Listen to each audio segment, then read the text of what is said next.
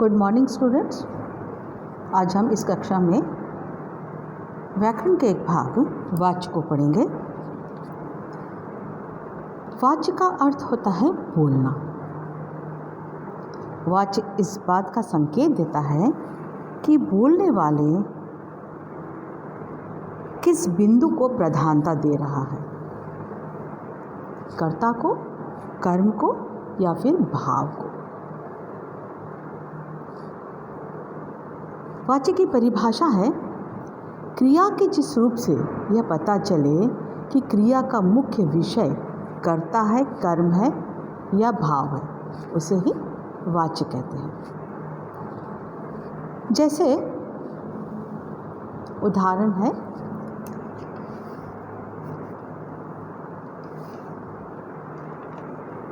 साहिल पढ़ता है। इस वाक्य में क्रिया का लिंग और वचन कर्ता साहिल के अनुसार है। साहिल के द्वारा पुस्तक पढ़ी जाती है। इस वाक्य में क्रिया लिंग और वचन में आए कर्म यानी पुस्तक के अनुसार है। तीसरा उदाहरण है, साहिल से पढ़ा नहीं जाता। इस वाक्य में न तो कर्म है या क्रिया यानी कर्ता साहिल के अनुसार न होकर भाव के अनुसार। तो इस तरह से जो है वाक्य के 3 भेद होते हैं। ठीक है, कृत्यवाच्य जिसमें कर्ता की प्रधानता होती है, कर्मवाच्य जिसमें कर्म की प्रधानता होती है और भाववाच्य जिसमें भाव की प्रधानता होती है।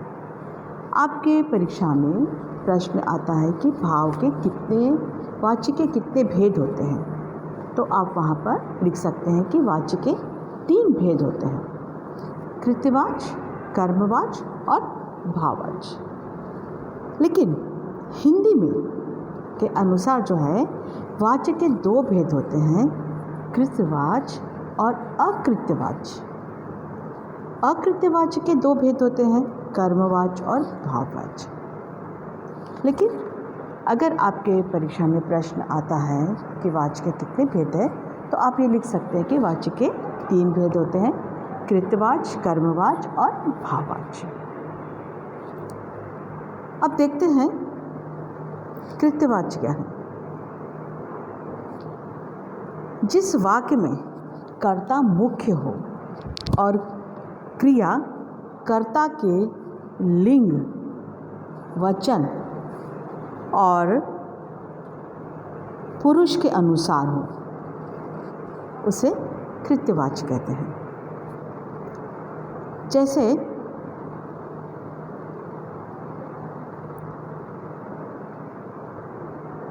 साहिल अखबार पढ़ता है, मैं पत्र पढ़ता हूँ, बच्चा सो रहा है, माताजी खाना बना रही है।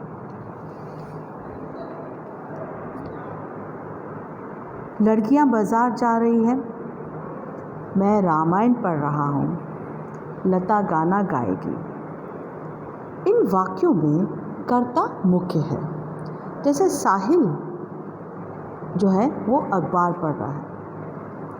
दूसरी बात ये है कि कर्ता कृत्यवाच्य में जो है कर्ता प्रमुख होता है। इसमें सकर्मक और अकर्मक दोनों प्रकार की क्रियाओं का प्रयोग होता है। जैसे कि उदाहरण में आपने देखा है कि बच्चा सो रहा है, तो यहाँ पर क्या है, साहिल अखबार पढ़ रहा है, सकर्मक क्रिया है, बच्चा सो रहा है अकर्मक क्रिया है। तो इस प्रकार से कृत्यवाच्य में अकर्मक और सकर्मक दोनों प्रकार की क्रियाओं का प्रयोग होता है। क्रिया कर्ता के अनुसार होती है। इसमें क्रिया का संबंध जो है कर्ता से होता है। वाक्य में प्रधानता भी कर्ता की ही होती है। ठीक है। तो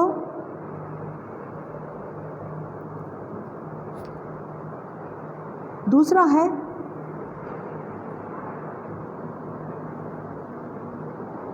यहाँ पर और उदाहरण है कि बच्चे शांत नहीं रह सकते। मैं प्रतिदिन खेलता हूँ, नानी कहानी सुनाती। इसे पहचानने का सबसे आसान तरीका है कि यदि हम क्रिया के साथ कौन किसे लगाकर प्रश्न करेंगे तो उत्तर जो होगा वही कर्ता होगा। ठीक है, और जहाँ कर्ता की प्रधानता होगी तो वहाँ पर जो है वो कृत्यवाच्य आएगा। जैसे राम पत्र पढ़ता है, तो यहाँ पे प्रश्न कर सकते हैं कि कौन पत्र पढ़ता है, तो राम पत्र पढ़ता है। तो राम क्या है? पत्र पढ़ने वाला है, तो ये क्रिया का कर्ता है। बच्चे फुटबॉल खेलते हैं, किससे फुटबॉल खेला जा रहा है? बच्चों से, तो यहाँ पर क्या है? बच्चे कर्ता है। मैं रामायण पढ़ रहा हूँ, कौन रामायण पढ़ रहा है? मैं, तो मैं क्या है यहाँ पर? कर्ता। तो इसको पहचानने के लिए यदि आप उसको प्रश्न में बदल लेंगे तो जो उत्तर आएगा वही आपका कर्ता होगा, और इस तरह से आप कृत्यवाच्य को बड़ी आसानी से पहचान सकते हैं। इसका दूसरा उदाहरण है, दूसरा है वाच्य, वो है कर्मवाच्य। क्रिया के जो स्वरूप से ये पता चले कि वाक्य का उद्देश्य क्रिया का कर्म है, उसे कर्मवाच्य कहते हैं। इसमें कर्म की प्रधानता होती है और क्रिया का रूप उसके लिंग, वचन और कारक के अनुसार, पुरुष के अनुसार जो है वो बदल जाता है।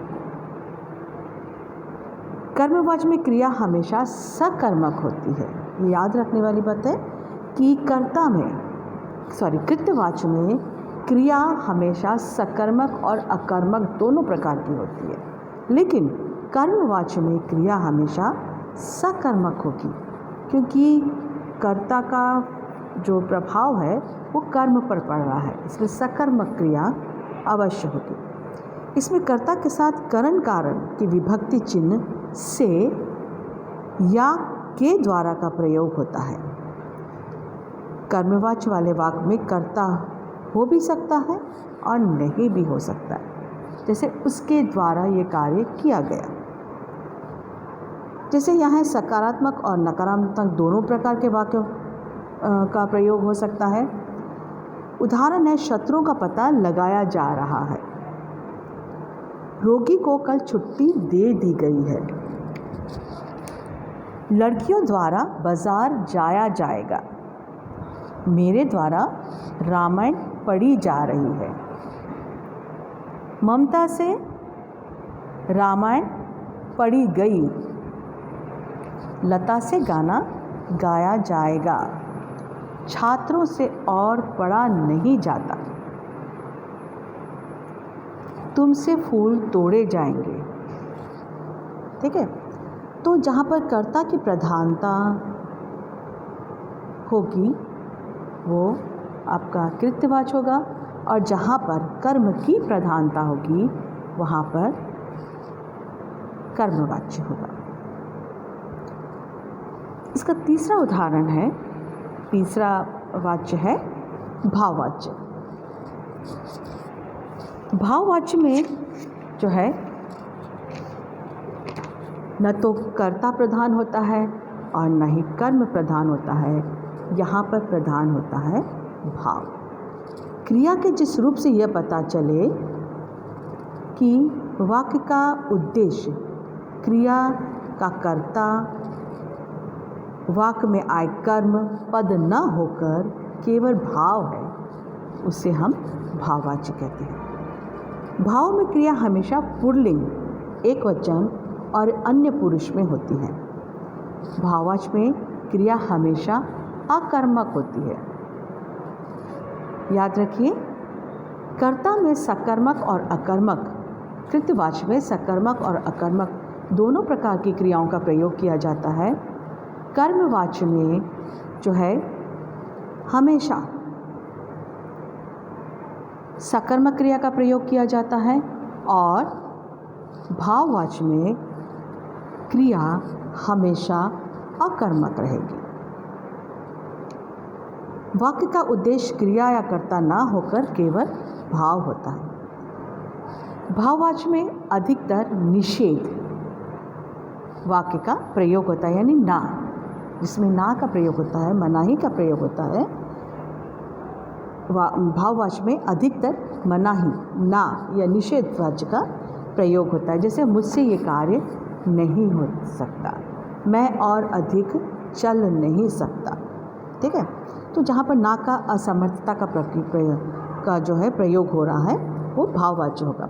वाक्य में कर्ता होने पर से के द्वारा विभक्ति चिन्हों का प्रयोग किया जाता है। जैसे अब मुझसे चला नहीं जाता, रमा से पढ़ा नहीं जाता। यहाँ पे कर्ता है रमा, लेकिन यहाँ पर कर्ता के साथ अगर हो रहा है तो वहाँ पर से या के द्वारा, रमा के द्वारा पढ़ा नहीं जाएगा, है ना। तो इस तरह का के या से के द्वारा का प्रयोग किया जाता है। मुझसे सर्दी में नहाया नहीं जाएगा, हमसे वहाँ ठहरा नहीं जाता। ठीक है, तो इस तरह से जो है राम से तेज़ दौड़ा जाता है, मुझसे सर्दी में नहीं नहाया जाएगा। ठीक है, इस तरह से जो है